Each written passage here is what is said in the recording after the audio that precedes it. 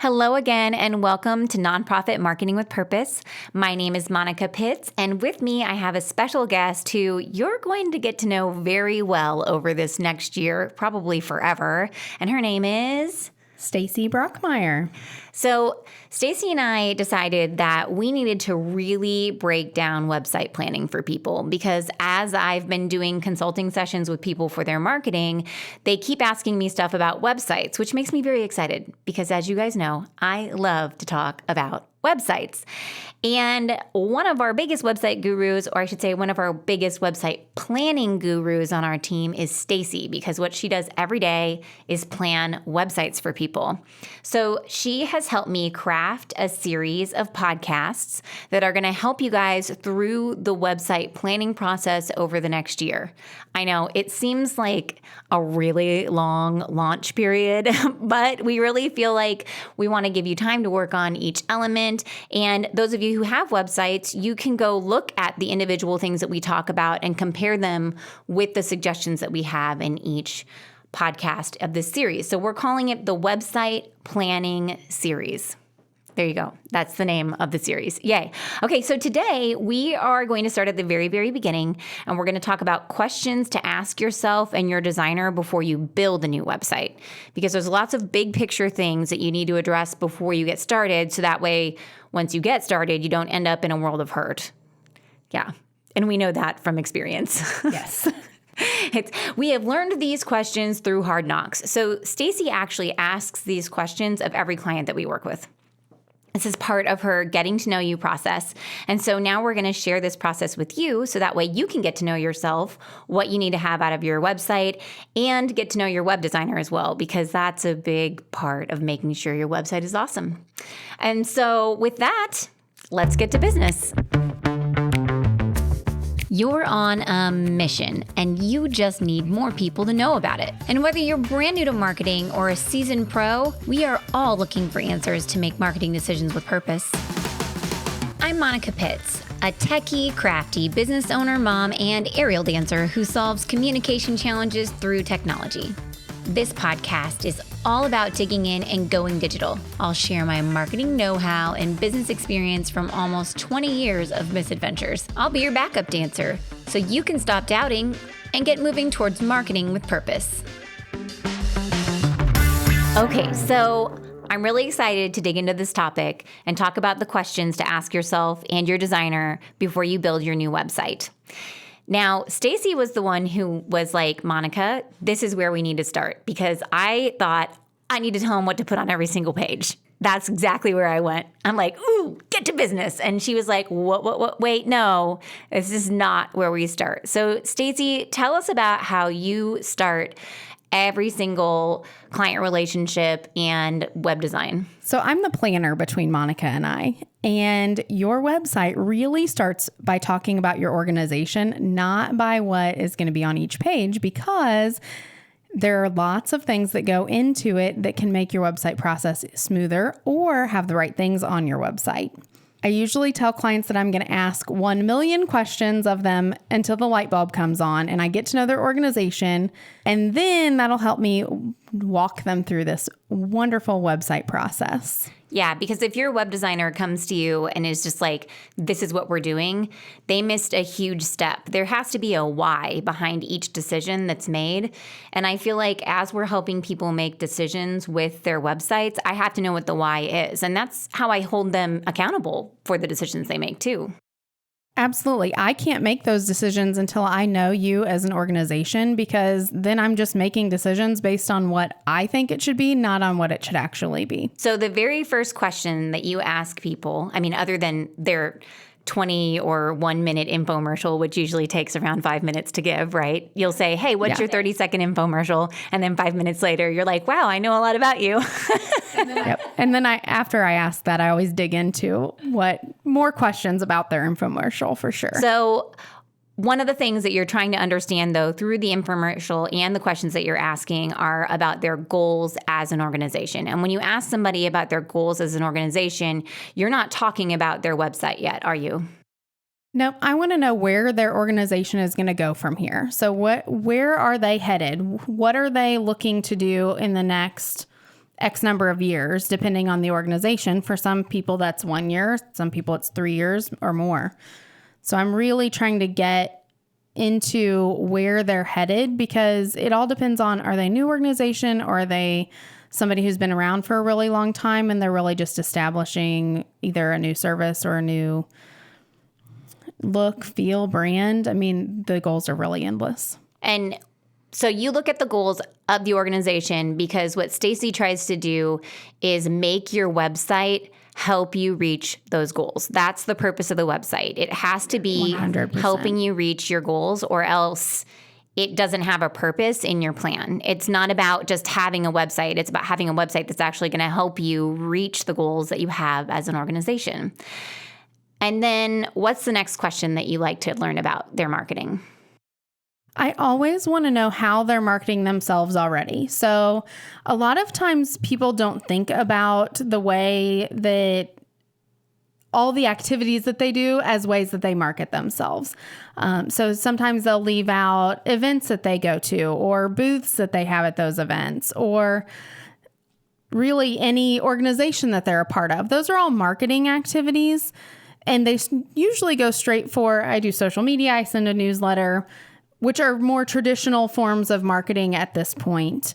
And so we really want to uncover all of those ways that they market themselves and get the word out, not just the so-called marketing. So we also talk a lot about the networking opportunities that they have as well. And the reason that she's looking at that, so you know, is because your website needs to support those activities as well. So she's going to look for ways that you can use your website to help you do those activities, or help you build the content that you're going to put into your marketing pieces. And she also wants to make sure that you have the right things on your website for people to go find after they've met you at all these events that you've been at. It's all working together. And so a lot of the times when people tell me about what they're doing to market their organizations, I'm like, oh my goodness, well, we could make your website do these things, and then it would be so much easier for you. So that's one of the biggest reasons why we ask that question, is because it should all work together. Absolutely. We want to have one cohesive thing that really gets your message out there. Yeah, and it's not just about the way it looks. Though we do look at all their marketing stuff before we start designing a website, it's still also all the stuff needs to support all the stuff, which that's very specific, isn't it?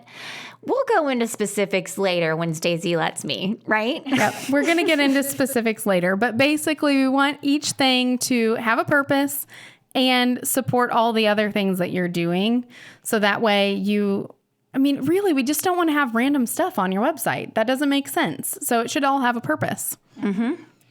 So the next step in the discovery process is audience. Who are you speaking to? Because every business, every organization is speaking to more than one type of person.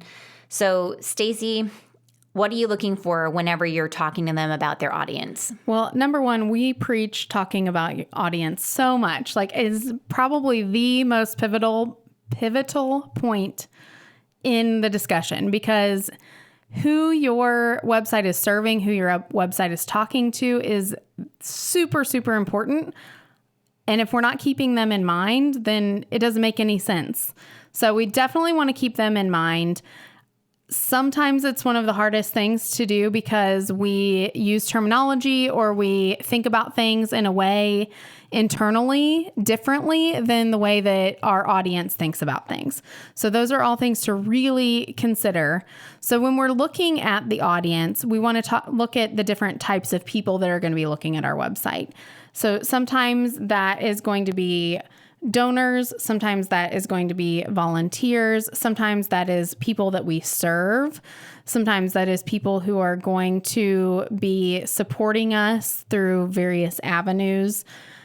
Really speaking to each one of those types of audiences is super important, and making it easy for those people to find exactly what they need.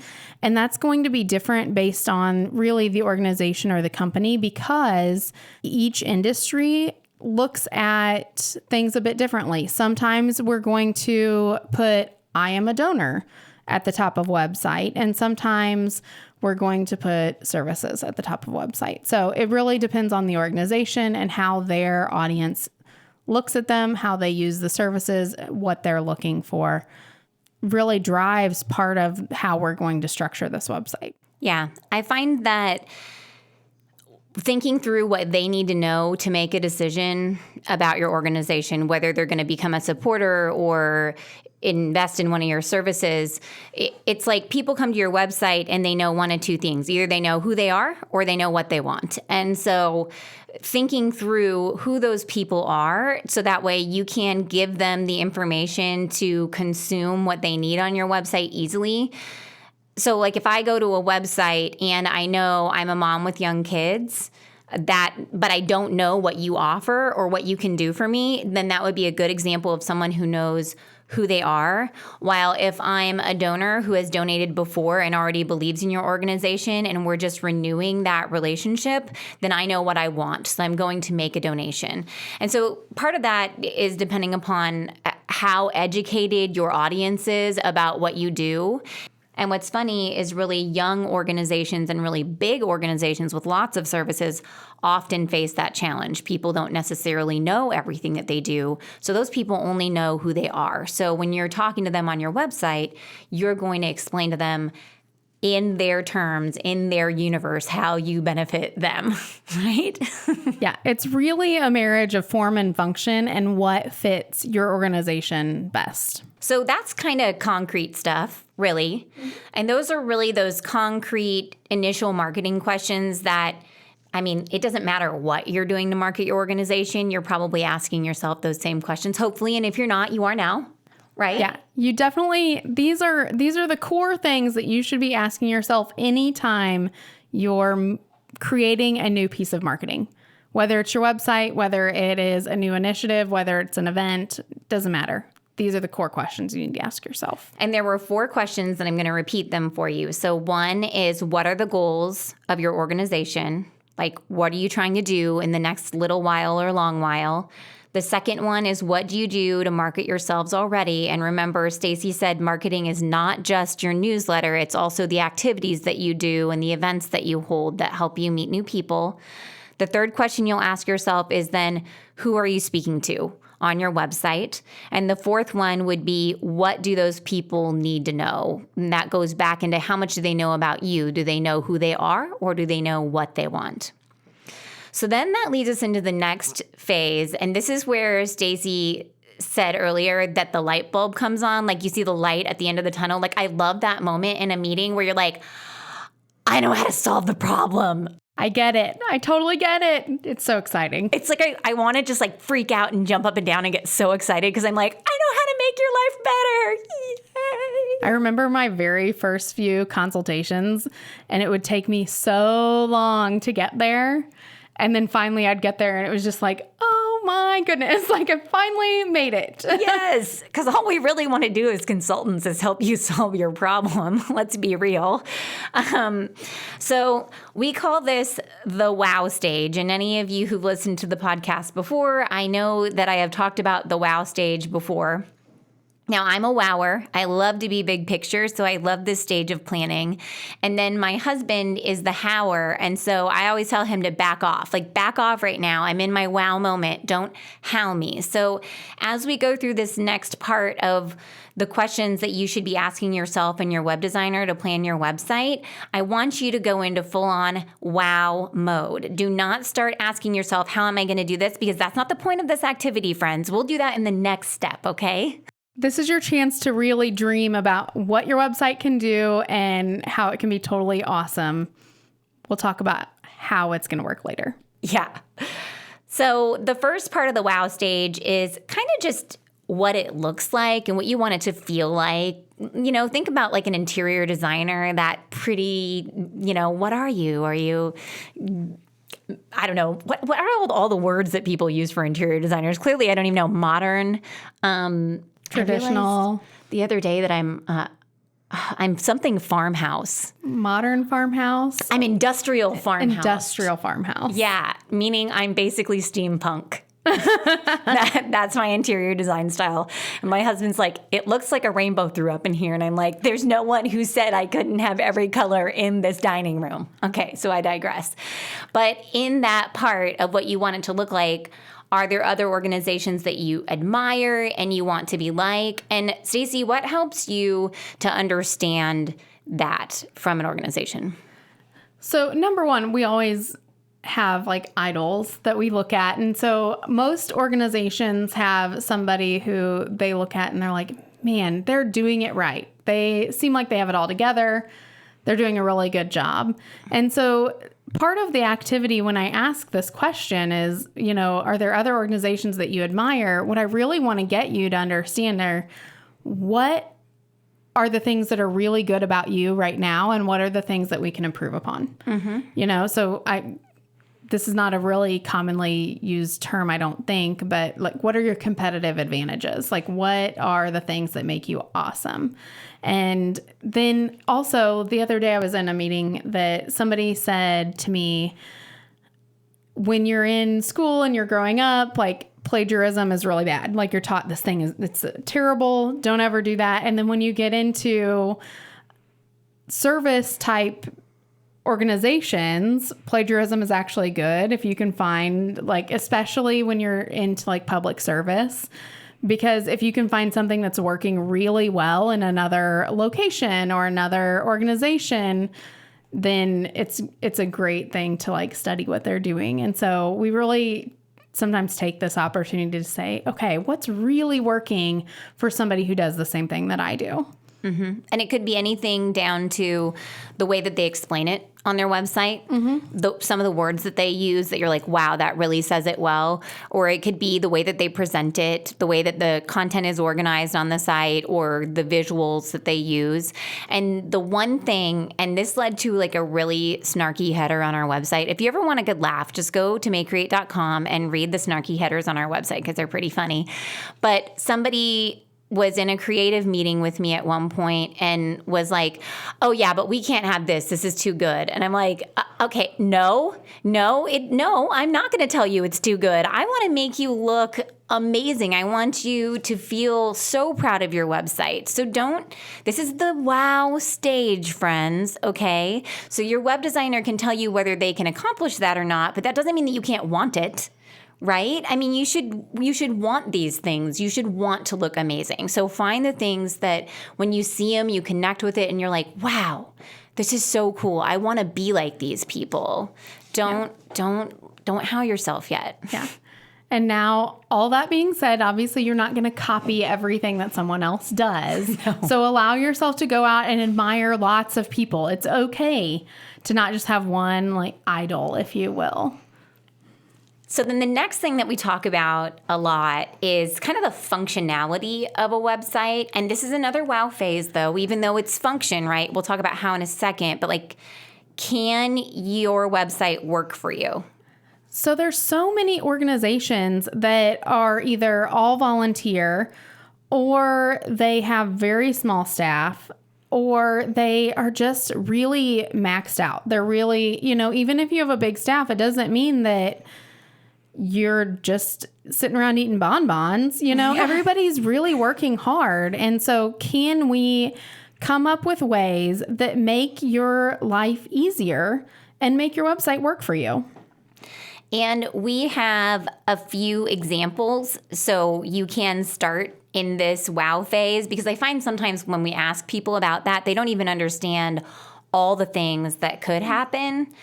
And we've done so many different things on so many different websites in, like, I'm going to say so many different ways, repeat with the so many difference, but it's astounding how many things your website can do to solve problems for you within your organization. Yeah. The possibilities are endless within reason, you know? I mean, so really, if there's something that you're doing that is taking you a really long time, and it's this digital aspect where you're gathering information, or you're retyping things that people give you, or things like that, then we really, really have a lot of opportunities for your website to work for you. Yeah, We have some websites, actually, we have a lot of websites that intake applications for services, and they process them into PDFs. They look beautiful. They look just like the things that you normally intake. Some of them save them with specific naming conventions so you can find them back. Thank goodness, because if there's anybody out there who's getting all these PDF attachments with all the random names, yeah, it's awful, isn't it? And then you have to retype that crap into your like CRM or whatever you're using to manage people and the activities. It's awful.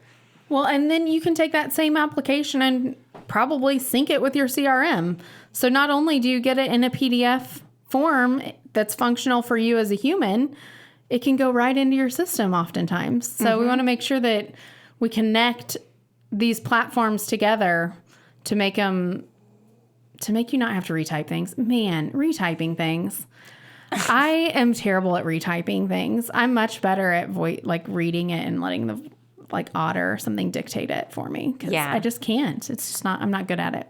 And if you have membership dues that come up every single year, you can have them sign up for their membership on the website. Their membership can auto renew.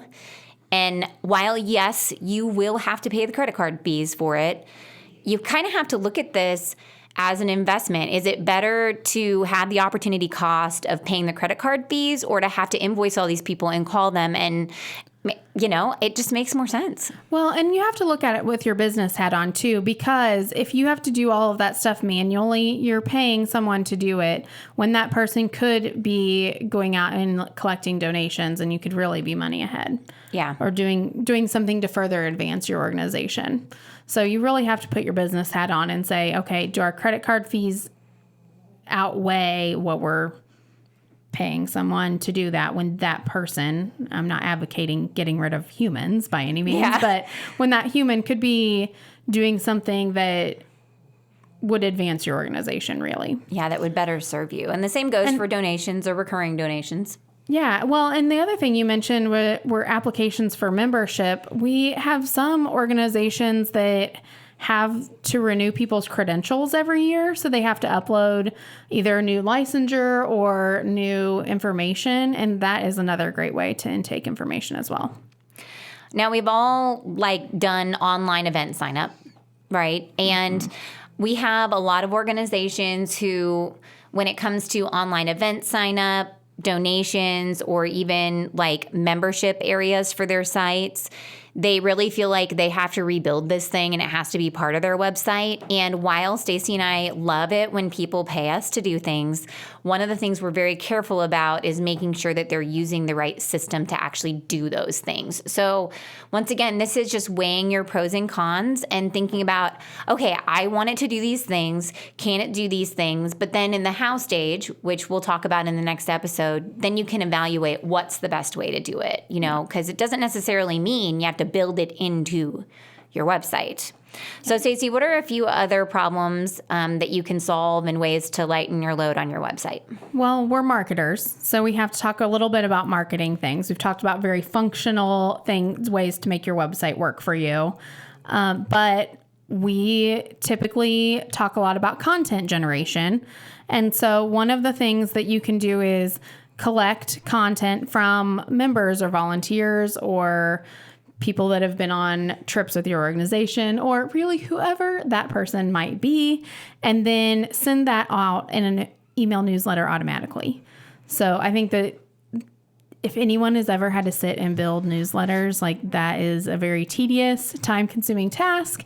And so then you can have that time free to, again, do something with it.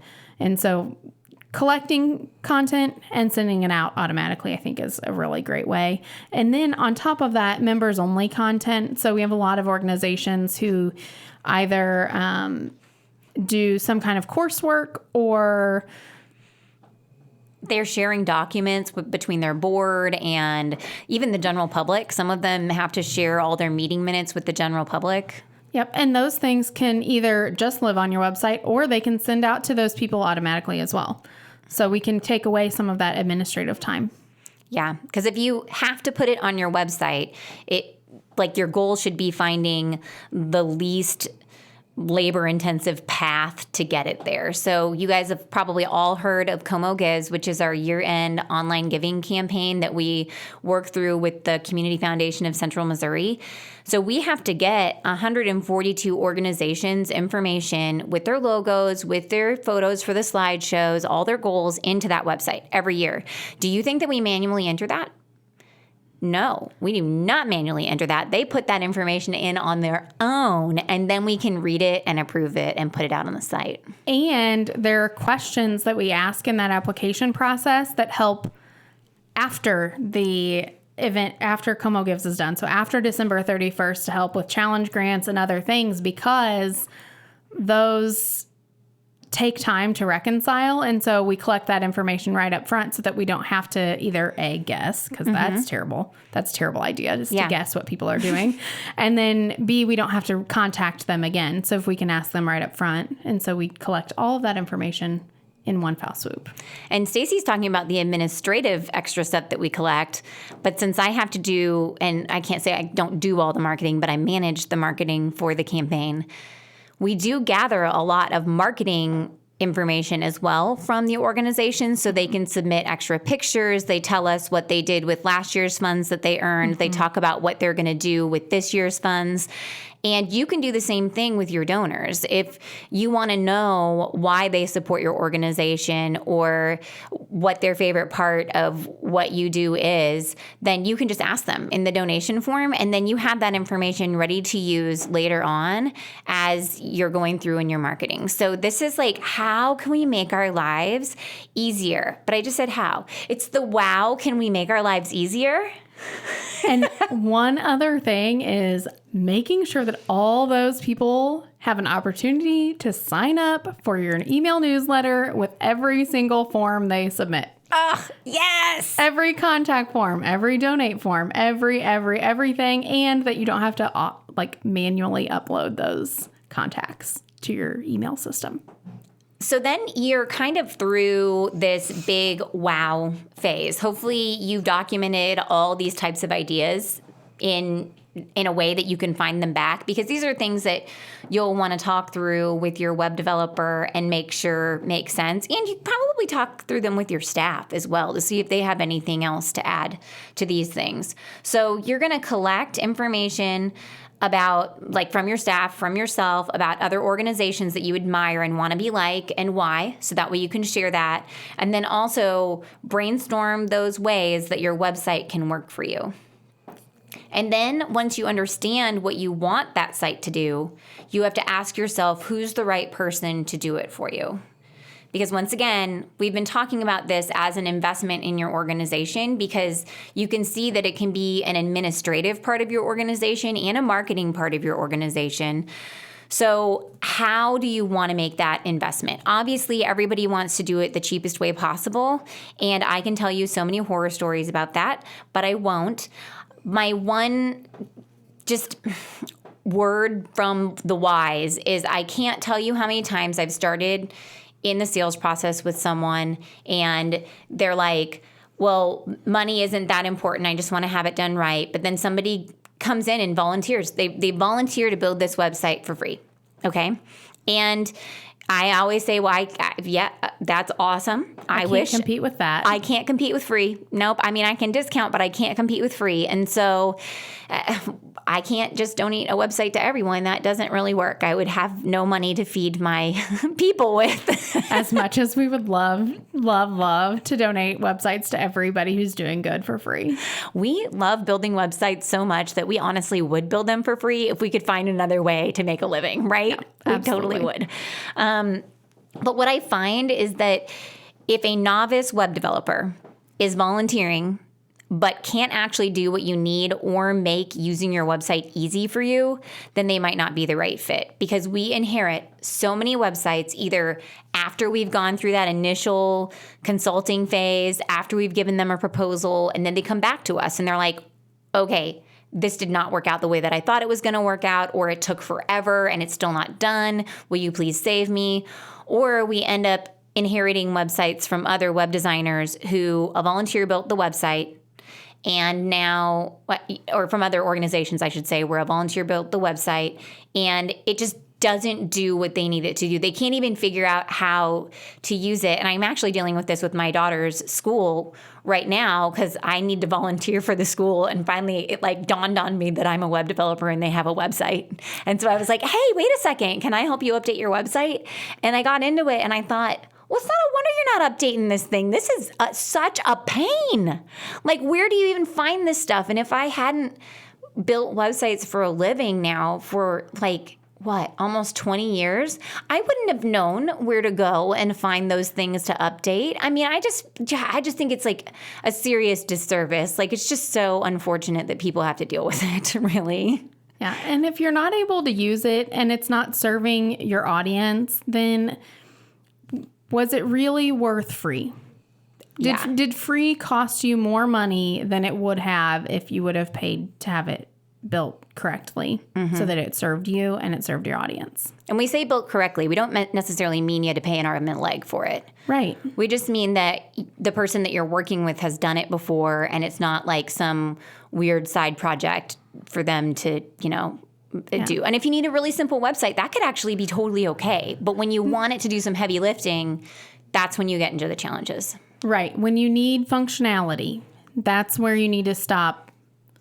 Take a step back, ask yourself, who is the best person to do this for me? Because a website with functionality is far different than a website that's just a brochure, really, online. I mean, because there are lots and lots of people who can build a brochure online. When you need functionality, that's when you need somebody who really knows how to integrate some things. And so if you know that you're going to have a lot of things integrated with your website, then you also need to ask your developer what platform they plan to build the website on. And I have heard so many stories about all the different platforms, and it's really interesting. Some people really, really love them and other people don't. And so it really, ultimately, the platform you use just needs to be able to do what you need it to do. Like, it needs to be easy for you to update. And if you need it to have additional functionality, you need to make sure that it does that before you start building it. Yeah. Is it customizable to do the things that you want? Because some of them are and some of them aren't. And some of them you own your website and some of them you're essentially renting your website. So what's important to you and what are your values? And then the next thing, which is very fun, is asking yourself, when does it need to be done by? Because websites take time, friends. They take time. And especially if you're looking at your website right now and it's big and you need to redo it, I would assume, and if you're not, maybe you should get this in the back of your head, that it is going to be an undertaking to reorganize, to rewrite, to really think through everything that's out there and make sure that you get it done right this time.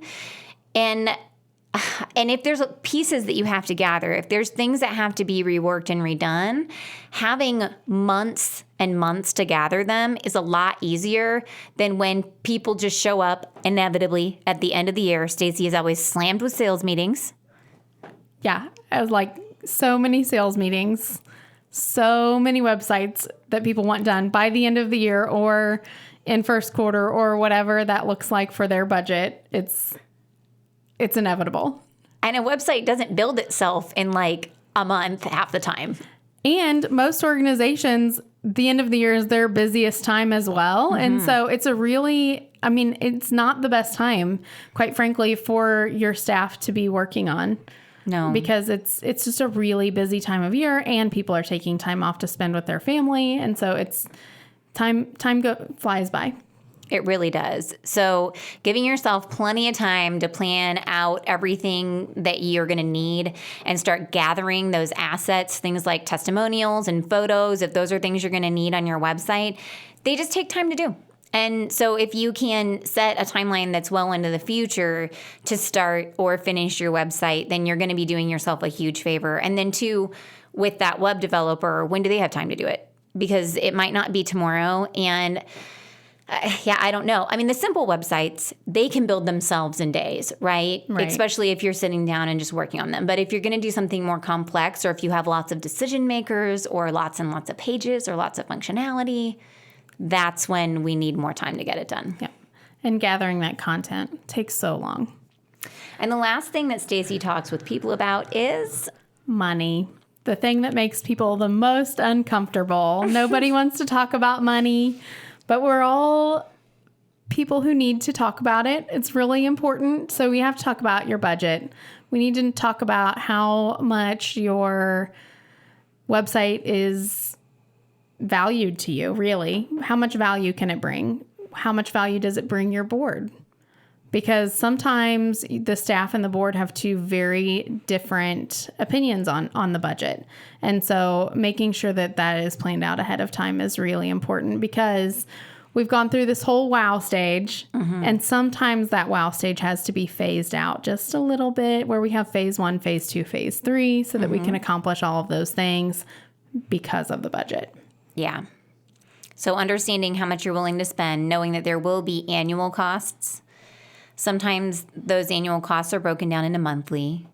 But, I mean, you're going to have hosting, you have your domain name. For those of you guys who don't have a website, you need those two things, budget for them. How much is hosting a year and how much is a domain name, Stacy? That is a loaded question. Yes. So it all depends on how much support you get with that. Does your hosting include updates to your platform? Does it include your SSL certificate?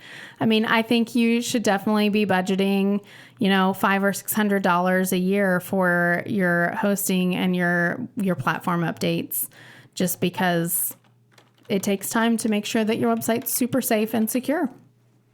Yeah. So talking about those updates and stuff. And I think that could probably totally bleed us into the nonprofit web building checklist, which will be our website planning series part 2. So let me just quickly read through this last part. So after we did our wowing, right, and we imagined all the things that could be on this website and what we want to emulate, then we think to ourselves, who's the right person to do it for you?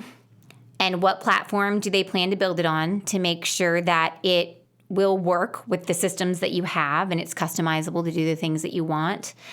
Ask yourself when it needs to be done by and give yourself a nice long runway, because life gets in the way, but we still need a website that gets done, right? And then last but not least, the dreaded budget. But I mean, budget is really important, and it can even limit who you interview to do your website or the ideas and things that you have. And you might even just be able to look at your board and say, well, if that's the budget, how about I just get that for the next 3 years, and then in 3 years I build my new website, because that's what has to happen to make it actually work for me. That's okay, right? All right. So Stacy, any final thoughts about questions to ask yourself and your designer before you build your new website? I do have one last thing on budget. Oh, man.